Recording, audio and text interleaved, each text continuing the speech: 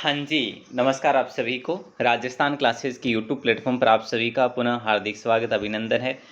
देखिए दोस्तों, राजस्थान जीके का एक बेहतरीन मॉडल पेपर हम लोग मॉर्निंग में डेली 9 बजे और रात्रि को 9 बजे पढ़ते हैं। तो आज भी आपके लिए बेहतरीन मॉडल पेपर है और आप राजस्थान क्लासेस के टेलीग्राम को ज्वाइन कर सकते हैं। गूगल की वेबसाइट को अगर आप देखना चाहें तो ज़रूर विजिट करिएगा। यहाँ पे फ्री कंटेंट दिया जा रहा है, किसी भी प्रकार का शुल्क नहीं है दोस्तों। प्ले स्टोर से आप एप्लीकेशन को भी इंस्टॉल कर सकते हैं, जहाँ पर 10 या 20 रुपये में कंप्लीट कोर्स आपको दिया जा रहा है। ज़रूर से ज़रूर इसको डाउनलोड कीजिएगा। और दोस्तों, व्हाट्सएप ग्रुप का लिंक डिस्क्रिप्शन में है, या फिर आप इस नंबर पर अपना नाम और ज़िला लिखकर मैसेज करते हैं तो आपको ग्रुप में जोड़ दिया जाएगा। लेकिन क्लास को पहले ज़रूर देखिएगा। कल की क्लास में मैंने आपसे एक सवाल किया था दोस्तों कि राजस्थान के उत्तर से दक्षिण की लंबाई और पूर्व से पश्चिम की चौड़ाई क्रमशः कितनी है। जैसे उत्तर से दक्षिण और पूर्व से पश्चिम, आप सभी को पता है पूर्व से पश्चिम की जो है ना वो सबसे अधिक है, यानी 869 है। और ऊपर से नीचे की ओर जो है वो है 826। ठीक है, तो आप समझ गए होंगे 826 और 869। उत्तर से दक्षिण तो 826 है और पूर्व से पश्चिम 869, यानी ऑप्शन सी आपका राइट आंसर हो जाएगा। ये परफेक्ट क्वेश्चन था और आंसर भी बड़ा परफेक्ट। और अगला सवाल देखो कि लोक देवता देवनारायण जी का मेला भरता है, कब भरता है? चैत्र अमावस्या को नहीं सर, भाद्रपद शुक्ल छठवीं को, बिल्कुल सही बात है। सप्तमी भी इसमें नाम में ऐड किया जाता है, 2 दिन का मेला आयोजित होता है। तो प्यारे दोस्तों, ऑप्शन बी आप सभी का राइट आंसर हो जाएगा। ठीक है, अगला सवाल है भरतपुर धौलपुर क्षेत्र में जाट वंश के शासनकाल का प्रारंभिक जो संस्थापक था ना वो कौन था? दोस्तों, ये औरंगजेब के समकालीन थे, है ना, औरंगजेब के समकालीन थे, यानी कि ऑप्शन ए आप सभी का सही आंसर होगा। चूड़ामन जाट थे, चूड़ामन जाट। और ये 2 ऐसी रियासतें हैं जो जाट वंश के लिए जानी जाती है, भरतपुर और धौलपुर, याद रखना। अगला सवाल देखो, सगत रासो ग्रंथ के रचयिता कौन थे?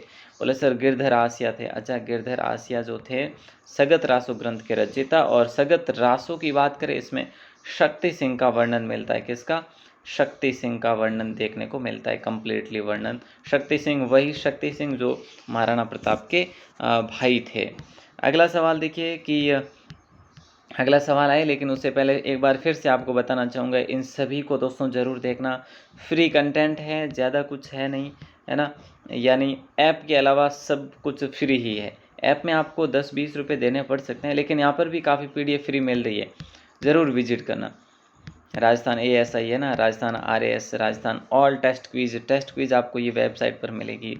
हैंड रिटन नोट्स है, BSTC फुल कोर्स है ना, ये सब कुछ। चलिए अगला सवाल देखो कि संविधान के अनुच्छेद 178 के अनुसार विधानसभा अध्यक्ष क्या होता है? निर्वाचित होता है दोस्तों, विधानसभा अध्यक्ष निर्वाचित होता है, याद रखना। ऑप्शन ए को आपने लॉक करा है, बेहतरीन सवाल था। और विधानसभा का गठन 170 में होता है दोस्तों। आपसे सवाल किया जाए कि विधानसभा का गठन कब होता है? 170 अनुच्छेद के तहत होता है। ठीक है, चलो, ईगल की पहाड़ी पर निम्न में से कौन सा दुर्ग बना हुआ है? देखिए, इनमें से कौन सा दुर्ग जो है ईगल की पहाड़ी पर बना हुआ है? देखो, जयगढ़ दुर्ग जो है ये ईगल की पहाड़ी पर बना हुआ है। जयगढ़ दुर्ग का निर्माण मिर्जा राजा जय सिंह ने करवाया था, याद रखना, मिर्जा राजा जय सिंह ने करवाया था, याद रखना। और यहीं बात करें, इसी दुर्ग में जय बाण तोप रखी हुई है, जय बाण तोप जो एशिया की सबसे बड़ी तोप गिनी जाती है ना, ये भी आपको पता होना चाहिए। चलिए, तो यहाँ पे हमने ऑप्शन ए को लॉक करा है। और ये है कहाँ पे? बोले सर जयपुर में है, कोई दिक्कत नहीं सर। बहुत बढ़िया, बहुत बढ़िया। अगला सवाल देखो, राज्य का कौन सा क्षेत्र या भू आकृति प्रदेश जो है ना अस्पष्ट अधर प्रवाह का क्षेत्र कहलाता है दोस्तों, ये आपको बताना है। तो सिंपल सी बात है, दक्षिणी और दक्षिणी पश्चिमी क्षेत्र को लॉक करेंगे हम लोग, ऑप्शन सी को, अधर और अस्पष्ट प्रकार का है। चलो, बहुत बढ़िया। अगला सवाल देखो कि जैसलमेर के शासक रावल बैर सिंह ने जोधपुर के किस शासक को कुछ समय के लिए अपने यहाँ शरण दी थी, है ना, और उनको पुनः अपना राज्य प्राप्त करने में मदद करी थी? वो दोस्तों थे राव जोधा। आप सभी को जानकारी है कि राव जोधा के पिता, जिनका नाम था राव रणमल की हत्या करवा दी गई थी मेवाड़ में, आप सभी को पता है। और वहाँ से राव जोधा को जैसे ही भनक लगी, वहाँ से वे भाग कर निकले थे। पीछे इनका राव चूड़ा और जो इनके साथी थे राव चूड़ा के, उनके द्वारा राव जोधा का पीछा भी किया गया, लेकिन राव जोधा पकड़वाए नहीं। तो ये यहाँ पे रुकते रुकते जो जैसलमेर गए, जैसलमेर में जाकर शरण ली, फिर है जो पुनः जोधपुर को अपना कब्जे में किया। ठीक है, नेक्स्ट सवाल है कि चूना पत्थर कनोई का है, बिल्कुल है। मैग्नेसाइट जो है सेंड्रा, पन्ना काला गुमान, सही बात है। बेंटोनाइट राजगढ़ नहीं है, बेंटोनाइट आपका शिव में उत्पादित होता है, शिव जो कि बाड़मेर में है। ठीक है, अगला सवाल है, सोने चांदी का प्रयोग कौन सी शैली में प्रारंभ हुआ था? सोने चांदी का प्रयोग कौन सी शैली में प्रारंभ हुआ था? तो याद रखना हाड़ौती शैली में। हाड़ौती शैली दोस्तों ऑप्शन जो है ना, ऑप्शन सी आपका लॉक हो जाएगा। अच्छा, यहाँ पे मैं आपसे बात करूँ ना, तो आखेट के लिए कौन सी शैली जानी जाती है? आखेट के लिए, जहाँ पर रानियाँ जो है ना स्वयं आखेट के लिए जाया करती थी, तो उसका चित्रण हमें देखने को मिलता है उस चित्रकला की शैली में, तो ये भी कोटा में है। और बूंदी में क्या है? बूंदी वाली शैली की बात करें तो पशु पक्षियों वाली शैली के रूप में जानी जाती है। नेक्स्ट सवाल है, राजस्थान ब्रिटिश सरकार का कार्यालय कहाँ पर स्थित था? तो आबू में था, और उसके बाद अजमेर में भी था, याद रखना आबू में। ठीक है, इससे पहले था, सॉरी अजमेर में, पहले अजमेर में था। ठीक है, उसके बाद आबू में कर दिया गया था ट्रांसफ़र। निम्न में से किसने तरुण राजस्थान एवं डेली हेराल्ड समाचार पत्रों के माध्यम से सीकर के किसानों की समस्याओं को प्रसारित किया? तो यहाँ पे आपका राइट आंसर जो होगा वो हो जाएगा, किसको लॉक करें? राम नारायण चौधरी को लॉक करेंगे। एक यहाँ पे शोभा राम जी भी थे, ठीक है, और राम नारायण चौधरी भी थे। इन्होंने तरुण राजस्थान और डेली हेराल्ड की जो है शुरुआत करी थी, संस्थापक माने जाते हैं। राजस्थान लोक सेवा गारंटी अधिनियम कब लागू किया गया? तो ये 2011 में किया गया था। सर 2011 में तो किया, पता है हमें, लेकिन तारीख बताइए। चलिए, तारीख है 14 नवंबर 2011, 14 नवंबर 2011, है ना, याद रख पाएंगे? यस, बहुत बढ़िया। अगला सवाल है, देखो, कह रहा है कि निम्न में से कौन सा युग्म संगत है? गिंगोली का युद्ध, नरेश जयपुर नरेश जगत सिंह द्वितीय एवं जोधपुर शासक मान सिंह राठौड़ के मध्य। तुंगा के युद्ध में जयपुर का नेतृत्व तो सवाई प्रताप सिंह ने किया था, ना कि सवाई जय सिंह ने। ठीक है, आहुआ का युद्ध ठाकुर कुशाल सिंह तथा अंग्रेज और जोधपुर की संयुक्त सेना के मध्य। बिल्कुल सही है, सारे के सारे कथन उपरोक्त सभी को लॉक करेंगे यहाँ पे। अगला सवाल है, सफ़ेद सोना किसे कहा जाता है ना? सफ़ेद सोना दोस्तों किसे कहा जाता है, ये आपसे सवाल किया जा रहा है। तो कपास को कहा जाता है, और कपास की जब बात करी जाती है, सर्वाधिक कपास एक तो आपके हनुमानगढ़ में होता है और एक आपके गंगानगर में होता है। Yes no? बिल्कुल सर, सही बात है। अगला सवाल देखिए, कौन सा युग्म असुमेलित है? कौन सा युग्म असुमेलित है? सीसा जस्ता जावर, सही बात है। तांबा खेतड़ी, बिल्कुल सही बात है। लोह अयस्क नीमला, सही बात है। मैंगनीज जो है ना, ये लीलवानी में निकलता है, न कि रामपुरा आगूछा में। रामपुरा आगूछा में सर क्या निकलता है? यहाँ पे सीसा जस्ता उत्पादित होता है। क्या सीसा जस्ता यहाँ पे उत्पादित होता है, याद रखना, एक इम्पोर्टेंट सवाल है। और अगला सवाल आपकी स्क्रीन पर है, कौन सा किला पहले बोरासवाड़ा के नाम से भी जाना जाता है? कौन सा किला पहले बोरासवाड़ा के नाम से जाना जाता है?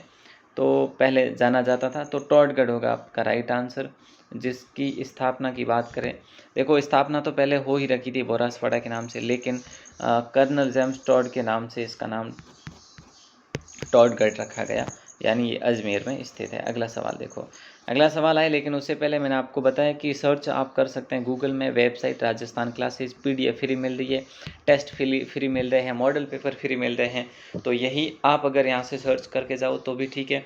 अगर आप चाहो कि नहीं मुझे तो ऐप से जाना है, तो ऐप इंस्टॉल कर दीजिएगा राजस्थान 360 के नाम से। नेक्स्ट सवाल है, श्रावक प्रतिक्रमण सूत्र चूर्णी नामक चित्रित ग्रंथ किस शैली से संबंधित है? तो यहाँ पे आपका सही जवाब जो है वो होगा मेवाड़। दोस्तों कमल चंद्र के द्वारा लिखी गई है, याद रखना।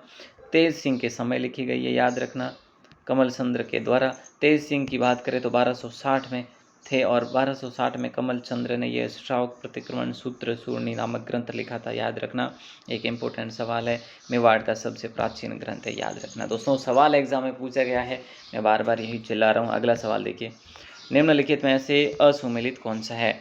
अनुच्छेद 154 की बात करें, राज्यपाल की कार्यपालक शक्तियाँ आती है इसमें, बिल्कुल करेक्ट बात है। अनुच्छेद 155 की बात करें, राज्यपाल की नियुक्तियाँ आती है इसमें। 157 की बात करें, योग्यताएं या अहर्ताएं आती है, बिल्कुल ये भी सही बात है। Yes no?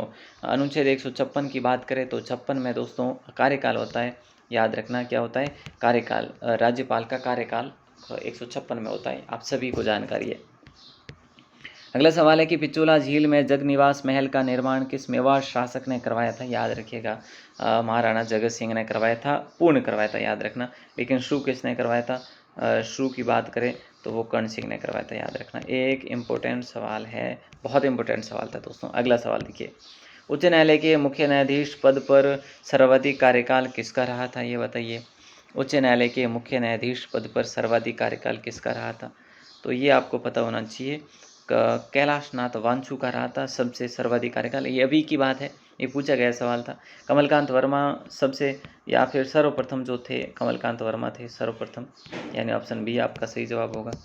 अगला सवाल देखिए, अगला सवाल है, महाराणा प्रताप की अंतिम और आपातकालीन राजधानी कौन सी थी। महाराणा प्रताप की अंतिम और आपातकालीन राजधानी जो थी वो चावंड थी, याद रखना।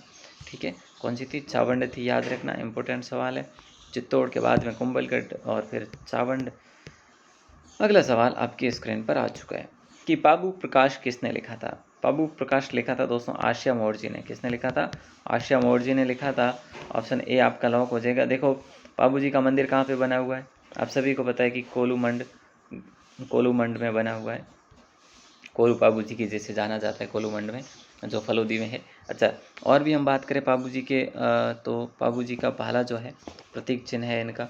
और मेहर जाति के मुसलमान जो है ना, इन्हें पीर के नाम से जानते हैं, पीर के नाम से जानते हैं। ठीक है, अगला सवाल देखो, प्रतापगढ़ की जागीर को मेवाड़ से स्वतंत्र कर नई रियासत का निर्माण किस मुगल बादशाह ने करवाया था। प्रतापगढ़ की जागीर को मेवाड़ से स्वतंत्र करवाया और वो करवाया था शाहजहाँ ने दोस्तों, याद रखना। और अलग से उनको दी थी शाहजहाँ ने। ओके, क्लियर है। अगला सवाल देखो, निम्न में से कौन सा युग्म सही नहीं है। एक परफेक्ट और सबसे आसान सा सवाल है। जंगली मुर्गी के लिए जो प्रसिद्ध अभ्यारण्य है वो है माउंट आबू अभ्यारण्य, याद रखना। घड़ियालों के लिए प्रसिद्ध है वो है राष्ट्रीय चंबल घड़ियाल अभ्यारण्य, ये भी सही है। गागरोनी तोते के लिए प्रसिद्ध है दर्रा वन्यजीव अभ्यारण्य, ये भी सही है। भेड़ल के लिए प्रसिद्ध है रामगढ़, ये गलत बात है। भेड़न के लिए सीता माता अभ्यारण्य दोस्तों। कौन सा, सीता माता, जो छौसिंगा भी कहते हैं उसे। ठीक है, यानी ऑप्शन डी आप सभी का सही आंसर हो जाएगा। और अगला सवाल देखो, उत्तर पश्चिमी मरुस्थलीय भाग से संबंधित असुमेलित क्या है। देखो वर्षा यहाँ पे 20 से 50 सेमी होती है, क्योंकि हम यहाँ पे रहते हैं इसीलिए, है ना। और जलवायु की बात करें, शुष्क अत्यधिक विषम है, ये भी सही बात है। मुख्य फसल यहाँ पे बाजरा, मोठ, गवार, मूंग, है ना, तिल वगैरह होते हैं। मिट्टी यहाँ की ये नहीं है, रेतीली मिट्टी है दोस्तों, रेतीली बलुई, लाल दोमट नहीं है, याद रखिएगा। अगला सवाल आपकी स्क्रीन पर है। अगला सवाल पूछा जा रहा है कि देखो राजस्थान में मूर्ति कला का व्यवस्थित ढंग से विकास किस काल में प्रारंभ हुआ। तो मूर्ति कला का विकास गुप्त काल में ही प्रारंभ हो गया था दोस्तों। ठीक है, सॉरी, मौर्य काल में ही प्रारंभ हो गया था, यानी ऑप्शन ए आपका सही आंसर हो जाएगा। ठीक है, अब मैं आपको एक सवाल दे रहा हूँ दोस्तों, जिसका आंसर आपको देना है कमेंट सेक्शन में, या फिर यहाँ पे देखते हैं। पहले ये सवाल देख लेते हैं। सर्वाधिक बार लोकसभा सदस्य नाथूराम मिर्जा रहे थे। विकल्प यानी सही विकल्प नहीं है ना। प्रथम कैबिनेट मंत्री कालूलाल मिश्र श्रीमाली रहे थे। राज्य की पहली महिला मुख्यमंत्री वसुंधरा राजे रहे थे। मुख्यमंत्री पद पर रहते हुए टीकाराम पालीवाल का निधन ना होकर ये बरकतुल्ला खान का निधन हुआ था। बरकतुल्ला खां का निधन हुआ था, ये आपको याद रखना है दोस्तों। ठीक है, अब इसमें जो है ना सही आंसर ही आपको बताना है कि बयाना दुर्ग में स्थित है विजय स्तंभ किस काल का माना जाता है, ये आपको सही जवाब देना है। सही जवाब देना है दोस्तों। एक इम्पोर्टेंट सवाल है, मैं वेट करूंगा बयाना दुर्ग के बारे में, जो है ना विजय स्तंभ किस काल का माना जाता है। और आपको मैंने बताया एक ऐप है दोस्तों आपका अपना राजस्थान 360 के नाम से, इंस्टॉल ज़रूर करना, है ना। और यहाँ पर इसी ऐप के अंदर आपको फ्री PDF भी मिल जाएगी, और इसी ऐप के अंदर जो है आपको मिल जाएगा, और क्या, पेड कोर्स भी मिल जाएगा, यानी 10-20 रुपये में ओनली। तो ज़रूर देखना दोस्तों। आप सभी इस क्लास को अधिक से अधिक शेयर करना। आप सभी का दिल से बहुत बहुत शुक्रिया। सैल्यूट है आप सभी को कि आप हर क्लास को देखते हैं और शेयर भी करते हैं। धन्यवाद।